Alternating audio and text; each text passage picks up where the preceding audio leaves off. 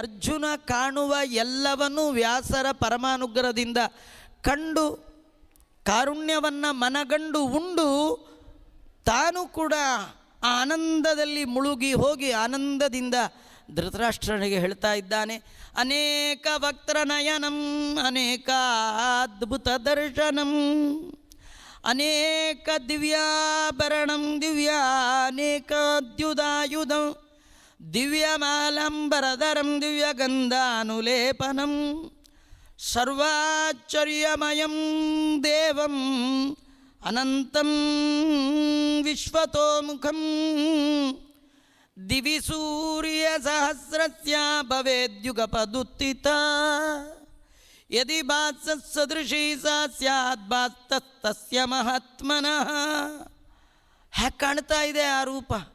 At A time, ಒಂದೇ ಬಾರಿಗೆ ನಟ್ಟ ನಡು ಹಗಲಲ್ಲಿ ಸಾವಿರ ಸಾವಿರ ಸೂರ್ಯರು ಉದಯಿಸಿ ಬಂದರೆ ಯಾವ ಬೆಳಕು ಬರಬೇಕು ಆ ಬೆಳಕನ್ನು ಧಿಕ್ಕರಿಸುವಂತಹ ಪ್ರಕಾಶಮಾನವಾದ ಭಗವಂತನ ರೂಪ.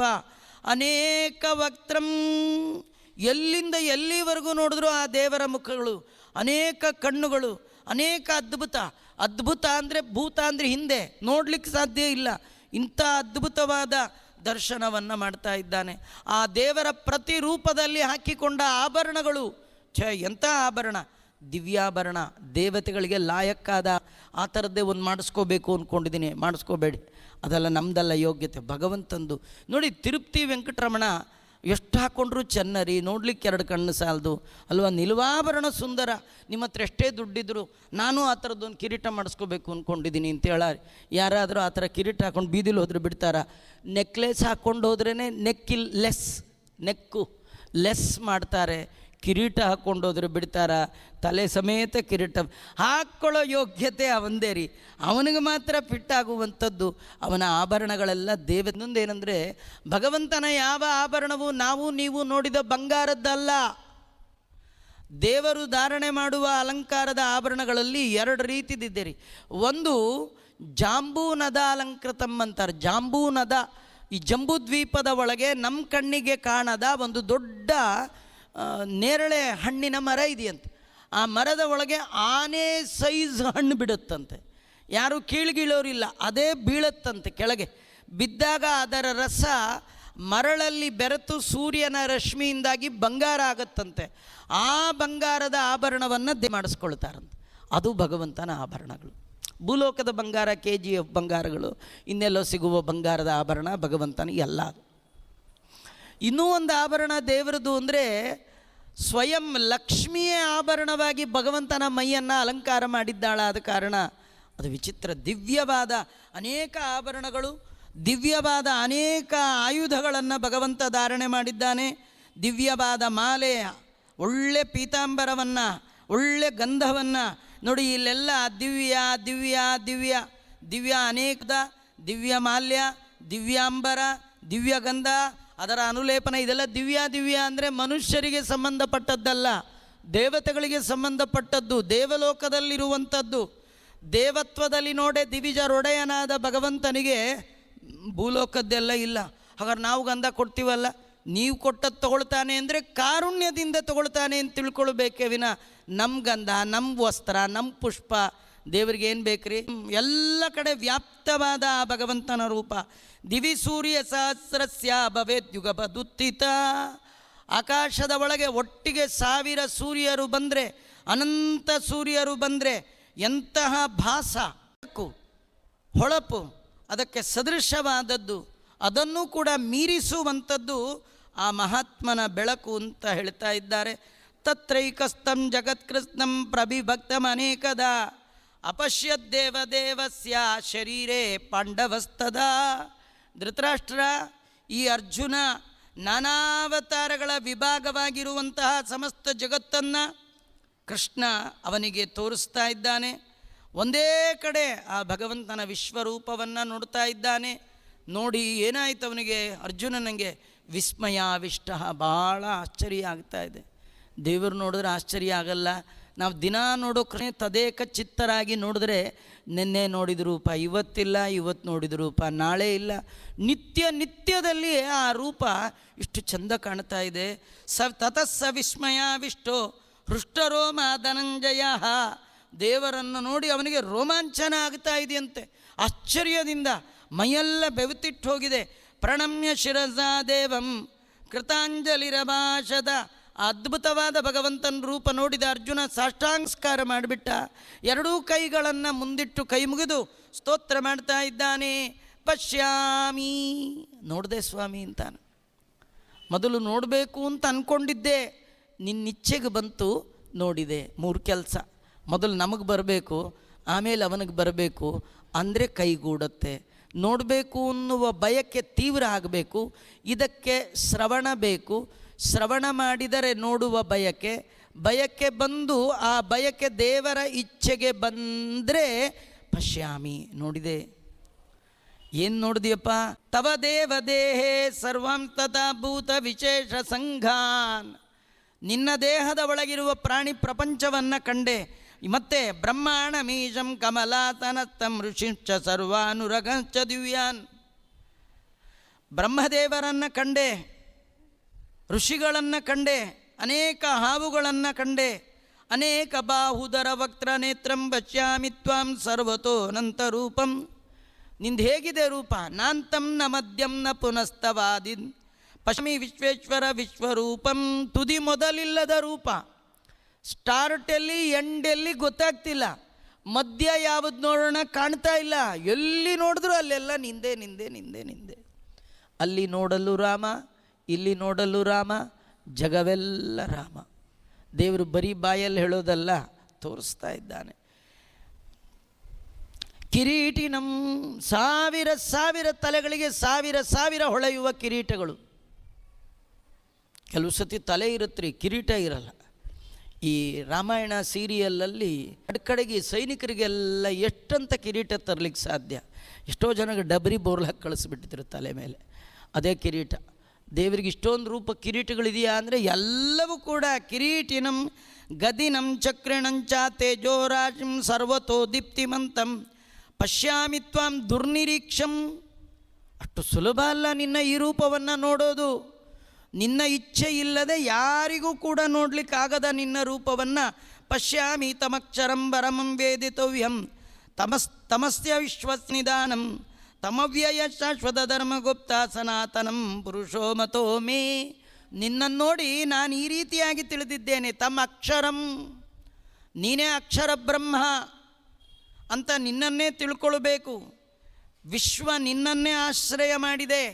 ಇವುಗಳಿಗೆ ಗತಿಪ್ರದನಾದವ ನೀನೇ, ನಾಶರಹಿತವಾದ ನೀನೇ, ಜಗತ್ತಿನ ಎಲ್ಲ ಧರ್ಮಗಳ ಗೋಪ್ತಾರ ರಕ್ಷಕ ನೀನೇ. ನೀನೇ ಸನಾತನ ಪೂರ್ಣ ಷಡ್ಗುಣೈಶ್ವರ್ಯ ಸಂಪನ್ನ ಅನ್ನೋದು ನಿನ್ನ ಈ ರೂಪ ನೋಡಿದ ಮೇಲೆ ನನಗೆ ಅನ್ನಿಸ್ತಾ ಇದೆ ಸ್ವಾಮಿ. ಅನಾದಿ ಮಧ್ಯ ಆನಂದ ವೀರ್ಯಂ ಆನಂದಭಾಂ ಜಜಶೂರ್ಯ ನೇತ್ರಂ ಪಶ್ಯಾಮಿ ತ್ವಾಂ ದೀಪ್ತ ಹುತಾಶವಕ್ತ್ರಂ ಸ್ವತೇಜಸ ವಿಶ್ವಮಿದಂ ತಪಂತಂ. ಇಡೀ ಜಗತ್ತು ನಿನ್ನ ಈ ರೂಪಕ್ಕೆ ತಪಿಸಿ ಹೋಗ್ತಾ ಇದೆ, ತಾಪವನ್ನು ಹೊಂತಾ ಇದೆ. ದ್ಯಾವ ಪ್ರತಿವೋರಿದ ಮಂತರಂ ಈ ವ್ಯಾಪ್ತಂ ದ್ವಯೈಕೇನ ದಿಶಶ್ಚ ಸರ್ವ. ಎಲ್ಲ ದಿಕ್ಕುಗಳಿಗೆ, ಎಲ್ಲ ಆಕಾಶದ ಎಲ್ಲೆಡೆಗೆ ನಿನ್ನ ರೂಪ ವ್ಯಾಪಿಸಿಬಿಟ್ಟಿದೆ. ಇಂಥ ಅದ್ಭುತವಾದ ಉಗ್ರವಾದ 3 ಲೋಕಗಳಿಗೂ ಕೂಡ ಆಶ್ಚರ್ಯವನ್ನು ಉಂಟು ಮಾಡುವಂಥದ್ದು. 3 ಲೋಕ ಕೂಡ ಈ ರೂಪವನ್ನು ನೋಡಿ ಭಯಗ್ರಸ್ತವಾಗಿದೆ ಅಂತ ನಾ ತಿಳ್ಕೊಳ್ತಾ ಇದ್ದೇನೆ. ಕೆಲವರು ನಿನ್ನ ಈ ರೂಪವನ್ನು ನೋಡಿ ದೇವತಂಗ ಆಮೀಹಿ ವಿತ್ವಾಂ ಸುರಸಂಗ ವಿಶಂತಿ ಕೇಚಿದ್ಭೀತ ಪ್ರಾಂಜಲಯೋ ಗೃಣಂತಿ. ದೇವತೆಗಳ ಸಮೂಹ ನಿನ್ನ ಈ ರೂಪದ ಬಾಯೊಳಗೆ ಕೆಲವು ಪ್ರವೇಶ ಮಾಡ್ತಾ ಇದೆ. ಕೆಲವರು ಭೀತರಾಗಿ ಕೈಜೋಡಿಸಿ ನಿನ್ನ ಸ್ತೋತ್ರ ಮಾಡ್ತಾ ಇದ್ದಾರೆ.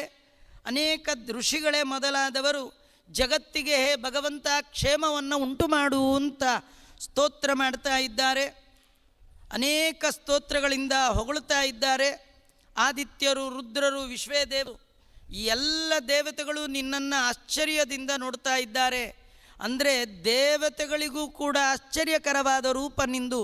ರೂಪಂ ಮಹತ್ತೇ ಬಹುವಕ್ತ್ರ ನೇತ್ರಂ ಮಹಾಬಾಹೋ ಬಾಹು ಬಹುಬಾಹುರುಪಾದಂ ಬಹುದೂರಂ ಬಹುದಂಶ್ರಾಕರಾಲಂ ದೃಷ್ಟ್ವಾ ಲೋಕ ಪ್ರವ್ಯತಿತಾಸ್ತತಃ. ಎಷ್ಟು ಕೈಗಳು ನಿಂದು, ಅನೇಕ ಮುಖಗಳು, ಅನೇಕ ಕಣ್ಣುಗಳು, ಅನೇಕ ಬಾಹುಗಳು, ಇದನ್ನೆಲ್ಲ ನಿನ್ನ ಅನೇಕ ಕೋರೆ ಹಲ್ಲುಗಳು. ಈ ರೂಪವನ್ನು ನೋಡಿ ಜಗತ್ತಿನ ಜನ ಅಂಜಿದ್ದಾರೆ. ಎಲ್ಲರಿಗೂ ಭಯಗ್ರಸ್ತವಾಗುವಂತಹ ರೂಪ. ಯಾರಿಲ್ಲಿ ನಾನೇ ಭಾಳ ಭಯಪಡ್ತಾ ಇದ್ದೇನೆ. ನಭಸ್ಪೃಶಂ ದೀಪ್ತಮನೇಕ ವರ್ಣಂ, ಈ ನಿನ್ನ ರೂಪ ಆಕಾಶವನ್ನು ಸ್ಪರ್ಶ ಮಾಡ್ತಾ ಇದೆ, ಅಷ್ಟು ದೊಡ್ಡ ರೂಪ.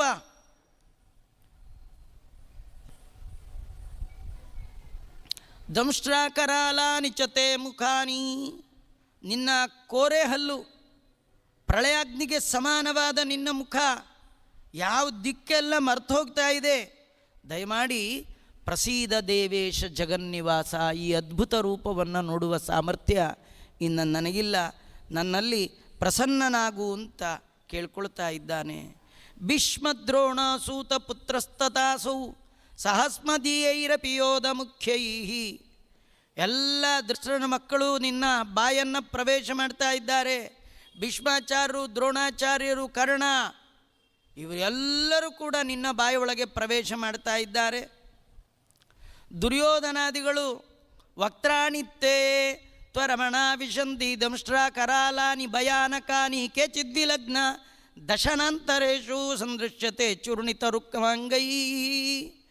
ಅನೇಕ ಜನ ನಿನ್ನ ಈ ವಿಕಾರವಾದ ಅಕರಾಳವಾದಂತಹ ಕೋರೆ ಹಲ್ಲುಗಳ ಒಳಗೆ ಪ್ರವೇಶ ಮಾಡ್ತಾ, ಇನ್ನು ಕೆಲವರು ನಿನ್ನ ಹಲ್ಲುಗಳ ಮಧ್ಯದಲ್ಲಿ ಸಿಕ್ಕೊಂಡವರಾಗಿ ತುಂಡು ತುಂಡಾದ ತಲೆ ಮತ್ತು ರುಂಡಗಳು ಉಳ್ಳವರಾಗ್ತಾ ಇದ್ದಾರೆ.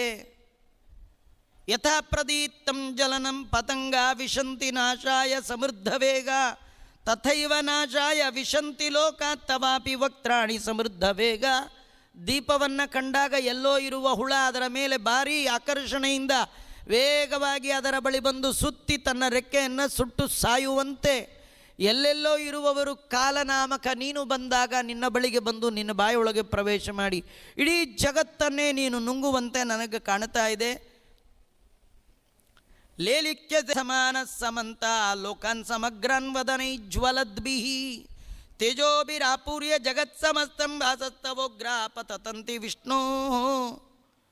ಇಡೀ ಜಗತ್ತಿನ ಜನ ಉರಿಯುವ ನಿನ್ನ ಮುಖ, ಆ ನಿನ್ನ ಹರಿತವಾದ ನಾಲಿಗೆ, ತುದಿ ನಾಲಿಗೆಯಿಂದ ಆ ಎಲ್ಲವನ್ನು ಎಳ್ಕೊಳ್ತಾ ಇದ್ದೀಯ, ಸೇವಿಸ್ತಾ ಇದ್ದೀಯ.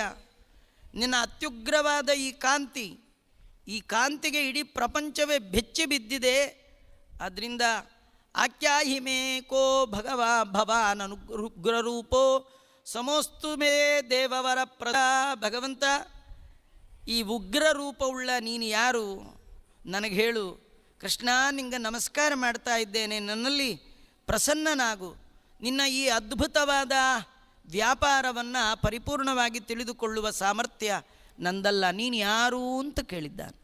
ಕೃಷ್ಣ ಹೇಳ್ದ, ನಾನು ಯಾರು ಗೊತ್ತಾಯ್ತಾ? ಗೊತ್ತಾಗಲಿಲ್ವಾ? ಶ್ರೀ ಭಗವಾನು ಆಚ ಕಾಲೋಸ್ಮಿ ಲೋಕ ಪ್ರವೃದ್ಧ, ನನ್ನ ಹೆಸರೇ ಕಾಲ, ಕಾಲರೂಪದವ ನಾನು. ಇಡೀ ಲೋಕವನ್ನೇ ಕ್ಷಯ ಮಾಡಲಿಕ್ಕೆ ಹೀಗೆ ಬೆಳೆದಿದ್ದೇನೆ, ವ್ಯಾಪಿಸಿದ್ದೇನೆ ಅಂತಾನೆ ಭಗವಂತ. ಲೋಕಾನ್ ಸಮಾಹರ್ತುಮಿಹ ಪ್ರವೃತ್ತ, ಭೂಭಾರ ಹರಣಕ್ಕಾಗಿ ಅವತಾರ ಮಾಡಿದ ನಾನು ಈಗ ಆ ಕಾರ್ಯವನ್ನು ಮಾಡಲಿಕ್ಕೆ ಶುರು ಮಾಡಿದ್ದೇನಪ್ಪ. ಋತೆ ಪಿತ್ವಾಂ ನ ಭವಿಷ್ಯಂತಿ ಸರ್ವೇ, ನಿನ್ನನ್ನು ಬಿಟ್ಟು ಯಾರೂ ಉಳಿಯಲ್ಲ. ನಿನ್ನನ್ನು ಬಿಟ್ಟು ಅಂದರೆ ನನ್ನ ಇಚ್ಛೆಗೆ ನೀನು ಬಂದಿದೆಯಾ. ನೋಡಿ, 18 ಅಕ್ಷೋಹಿಣಿ ಒಳಗೆ ಉಳಿದವ್ರು ಕೆಲವೇ ಜನ. ದುರ್ಯೋಧನನ ಕಡೆ 3, ಪಾಂಡವರ ಕಡೆ 7 ಜನ, 10 ಜನ ಬಿಟ್ಟರೆ ಮಿಕ್ಕವರೆಲ್ಲ ಕಲಾಸ್.